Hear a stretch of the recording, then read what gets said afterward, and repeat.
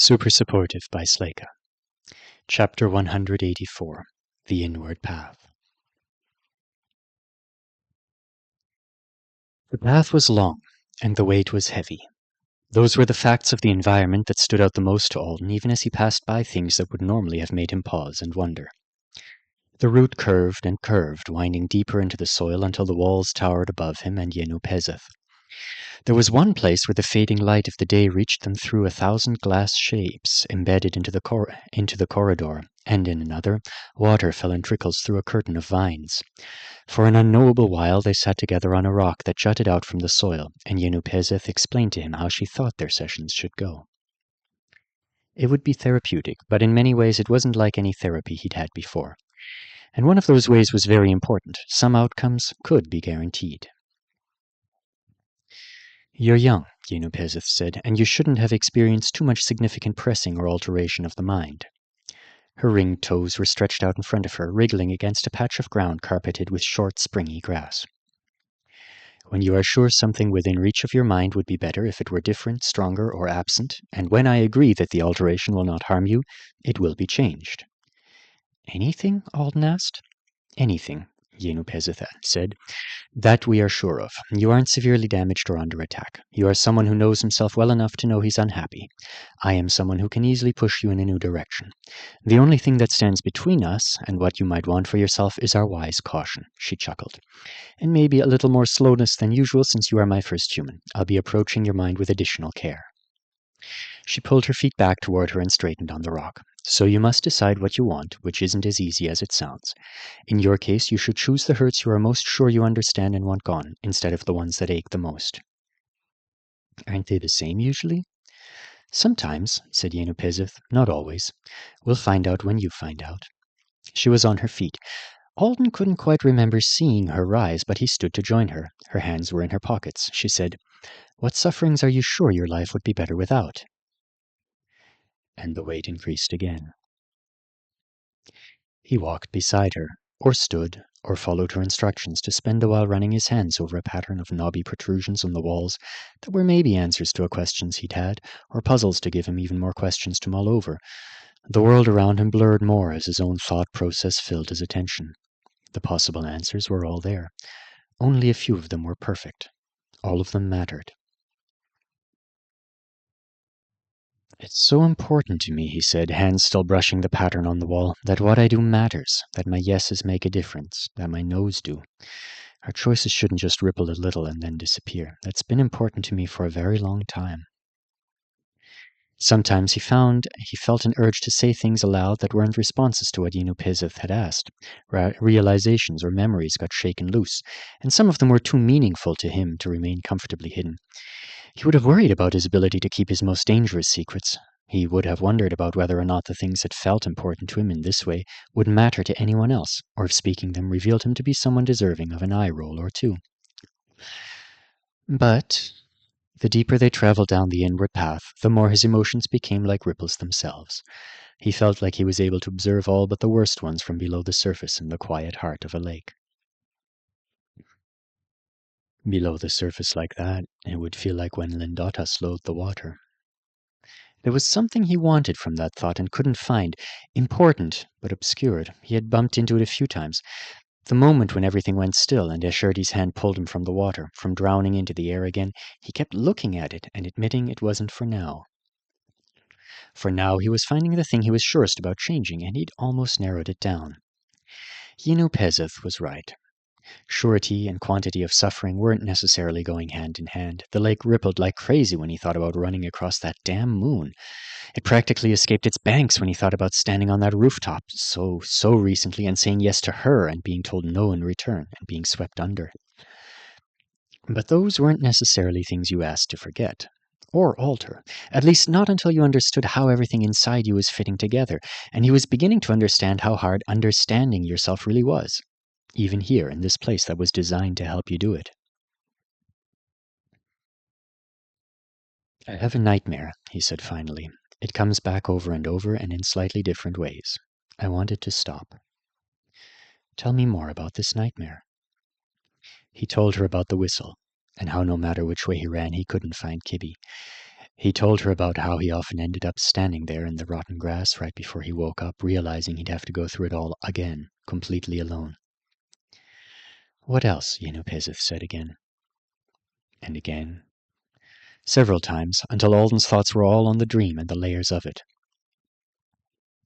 I was scared to go help her, he admitted finally. The lake was rocking. On the day it happened, I was afraid I couldn't even save myself. And when I heard the whistle, I didn't want to be responsible for another person. I was scared of what I'd find if I went that way. I stood still for too long while she was alone and terrified. This memory bothers you often? She was watching him from right beside his elbow now. Her ashy purple hair had a little cup-shaped flower caught in it from the trip through the curtain of vines. She thinks I rushed to help her as soon as I heard. I would rather die than tell her I didn't. Yenupezith moistened her lips with her tongue. She opened her mouth, paused, then said, I'll talk to you about that when your mind isn't softened by the weight of the path. This dark dream sounds to me like a very good place to start. She took her hands out of her pockets, and Alden noticed a decrease in the weight. You can take the nightmare away? We're going to change it, she said, when we're sure. You need to steep for a while now. She took him back up the path, and he realized the distance they'd come was shorter than he'd thought, but far more packed with attractive or interesting sights than he'd realized. It had just enough space in his head now to wonder if he'd noticed the particular things he did on the way down because they'd all been part of helping him sink deeper into his own thoughts, or if he just subconsciously liked vines. Did we make it almost to the end of the path? He asked. No, she smiled at him. You didn't need it. You're a very good patient. He was glad he was good. He was unclear on exactly what he was good at, though. He was also unclear on how his suitcase came to be inside a small cave that had been dug out in one of the walls and lined with smooth stone, the same foggy green as the path that led to the House of Healing. But there it was, stuffed into the space beside a dip in the floor that held clear liquid. Yenupezith called the place a grotto and told him it would be his steeping spot while she went to find Stuart and check the color of his ears. Alden went inside obediently, then turned to face her, his neck bent awkwardly because the ceiling was so low. How long do I stay? That depends on you, she said. As long as you need to, or until it is time for you to leave this place and rest without the weight of the path on you. To fix your nightmare, here's what we should do. Alden was supposed to sit here with his softened mind, his freshly turned thoughts, and his lake of calm while he considered what he really wanted to happen the next time he heard the whistle in his nightmare. He would craft a new dream. Yenupezith wanted him to think about how it could connect to and ease the negative emotions associated with the original nightmare on a deeper level. When we are done, she explained, it will still be only a dream. But it will be a dream where you have more than once. We can make sure it helps you as much as possible when you experience it. Before she left, she told him he could drink the water in the floor puddle. After she left, Alden realized he had no idea where to pee in this place if the need arose, and it had been a while, so he'd just go thirsty. He removed his Peziva and took his learning cushion out of his bag. He was comfortable and at ease. Time passed uncounted, and his thoughts flowed smoothly. But crafting a dream to replace the nightmare, one that satisfied him enough to be worth this extraordinary opportunity, was proving hard. He tried to imagine different ways out. He tried digging deeper into the nightmare to understand it. Part of it was guilt. A huge part of it was the fear of being alone, the fear of failure. For months, he'd felt like he was probably going to make a mistake. Like the mistake was going to kill them because he wasn't strong enough or smart enough, because he couldn't even speak to Kebi properly for ages. Helplessness. Systems failing. He felt like he was approaching something good, and then he followed the thought about systems failing toward an idea about how maybe the new dream would help him with his panic over that, if his interface actually worked in it and he could call for help. Who would I have called anyway? Joe? That wasn't right at all. He tried to change course, but he was interrupted by the return of Yenupezith and Stuart, who seemed to think it was time for him to give up and leave the inward path for now. No, Alden said firmly. Healer Yenu, I know I can do it if I stay here longer. You two leave without me. Stuart made a shocked noise and his face purpled as he said, I apologize for him, Healer Yenu. He is confused. Then he leaned into the grotto and whispered, Alden, you can't stay. Healer Yeno has already given us some of her sleeping time. Yeno Pezeth was laughing. Don't worry, Stu, she said. Your friend isn't rude. He's just one who engages easily with the path. Imagine he's been steeping several curves farther in than this for longer than he has. You also can't stay because it's bad for your mind to sit here forever, Stuart said. Healer Yeno, are you sure he's all right? Maybe it affects him too much for him to be safe without... I don't think it affects me too much, Alden told him. I like how easy it is to think in this. You are definitely being too affected! Stuart stepped forward and tugged him off his learning cushion by the front of his shirt. Alden was herded all the way back up the path by Stuart, who followed behind him, like he might try to make a break for it and run back to his cave, while Unupezeth kept laughing softly in between reassurances to Stuart that Alden wasn't hurt, and reassurances to Alden that he wouldn't completely lose his wonderfully sorted thoughts when he left. You'll find that time without the weight is good for thinking in a different way. And you may have solved more than you realize already. Sit with your discoveries for a while in the world you actually live in. When they made it out, she told him again that he'd done a good job, and she was happy to meet him, murmured something to Stuart that made him sigh, and then sent him off via a teleportation alcove inside the House of Healing. They flashed through Vethedia for just long enough that Alden saw the chamber now looked as though it was floating in a dark sky flecked with stars. Then they were back in the Art family summonarium, and Stuart was urging him to move along. When they stepped outside, Alden said, "It's so dark now." "Yes, that's because it's night." Alden checked in time. It was almost 8 p.m. on an Isidora, which today meant it was deep in the night here, and slightly deeper in the night in Vethedia. "It's so late," he said, horror dawning. He'd taken up several hours of Unupezeth's night, and then told her to get lost and leave him to enjoy his grotto. "I know," said Stuart. "I'll barely have time to lie down before I go to my first class of the day, but spending time with Healer Yinu was wonderful." "She probably hates me now, and she's too nice to say it." "She doesn't hate you. We talked about you, and she's pleased that you are my friend." "I like the inward path so much. What if she decides it's too much trouble to let me back in?" Stuart peered at him. "I think you need sleep too. Come, I've got your suitcase, and your cottage is ready for you." Alden nodded and followed him. Belatedly, he realized he shouldn't be letting his host carry his luggage for him, and he reclaimed it. In the stream, the Zansees were flashing. When he lay in bed, he thought he'd probably still be awake to see the waterbug's light show end with the rising of the sun. It was earlier than his usual bedtime, after all, and he had so much to think about. But not long after he started searching for the fix to the nightmare again, his musings about dreams became the actual thing. The whistle was there, clear as ever, and he was running around panicking, the same as usual. He woke up a shocking 12 hours later, feeling like he'd spent the whole night doing aerobics, something that might not have been that far off the mark, judging by the fact that he'd traveled across the giant bed, scrambled the covers, tossed the pillows, and somehow wound up with his head hanging off the foot of the mattress. He was alone, but the piece of stationery he could see perched on top of his suitcase a few feet away was probably a note from Stuart saying something like, "At school, stay inside and don't let my family manipulate you." Alden closed his eyes for a while, trying to figure out if anything was different. He wasn't irritated like he normally might have been, to find out that even though he'd slept 12 hours, he still felt a little tired. And he was less nervous than he should have been to be lying here in the middle of a bunch of artists, with only a cottage for a buffer instead of a stew. Probably some residual calm from the walk and the steeping. He was thinking that just walking in that place with Yenupezeth adjusting the weight and giving him prompts might be the same as sitting through weeks or months of non-magical therapy. Makes sense that it would be, considering who got me the appointment. And it wasn't even a normal appointment slot. Yenupezeth was giving up her free time to slip him in. He needed to give her the most enormous fruit basket. He also needed to work on problem-solving the nightmare more, so that he'd be ready to take full advantage of her abilities next time. He rolled off the bed and grabbed Stuart's note. Sure enough, it said what he'd expected, but with added advice about how Alden shouldn't do anything stressful this morning because he'd gain more benefit from last night's experience if he took it easy. Stuart was expecting to be done with school for the day in about 3 hours. He hoped he'd see Alden this afternoon, but if Alden needed to leave, he could. Then he went on to say that he'd thought about it and Alden shouldn't attend engaging with the unexpected because his classmates created an environment that was not conducive to healing and reflection. Alden hadn't planned to skip classes today if he didn't have to, but the idea of having heavy conversations and arguments about the submerger disaster when he was working on a more personal problem was no good. He wasn't going to waste the lasting calm that seemed to be helping him right now for that. He would follow Stuart's advice, pretend he was still in his grotto, and keep himself stress-free until the Artonin came back. They could talk for a bit, and then Alden could arrive on Earth just in time for Intro to Other Worlds, which was a peaceful class.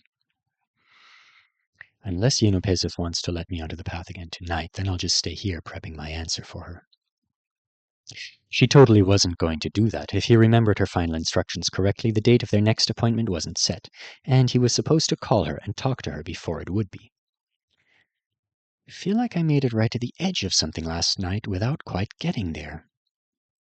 He imagined he was going to be very frustrated about that over the coming days, but for now, maximum serenity. He ate a large, savory cookie thing all Stuart had left on a plate for him and went to take a shower. Unsurprisingly, the shower at the cottage would do everything short of scrubbing your body for you if you knew how to adjust the settings. Alden had kept it simple the last time he was here, and he did this time too, but absent-mindedly he kept changing the pressure to be a little harder and the heat a little hotter, until he was standing eyes closed and back pressed to the wall in a shower that felt like the one he'd used at the lab. It took him a while to realize he'd done it. As soon as he did, he turned the water off and stood there dripping. Not supposed to be thinking about the lab shower. How is that going to help me rewrite the nightmare? The nightmare started before he ever made it back to the lab with Kibby. The grass, the whistle, the first hours of the chaos. He needed to fix it from there, for both of their dream selves. Find Kibby. Get us to the lab again safely, I guess. It's not much of a fix, though. It's just a nightmare that really happened. He swallowed. If it really happened again, I'd be able to do a little more, like, I could at least... Wait, could I? So many of the memories he'd taken close looks at yesterday, and the fears drifted through his mind. He was still staring at the shower wall minutes later, piecing together something so astounding that his heart had begun to race. Not quite. I don't have enough information. I need to know a lot of things. And he needed to know them right now. All thoughts of serenity and a calm morning forgotten, he flung himself from the shower. He had windows open in his interface, and his tablet was out of his bag before he thought to grab a single stitch of clothing.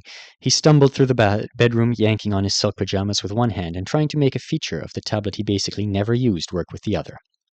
I think we could almost do it. Almost isn't good enough.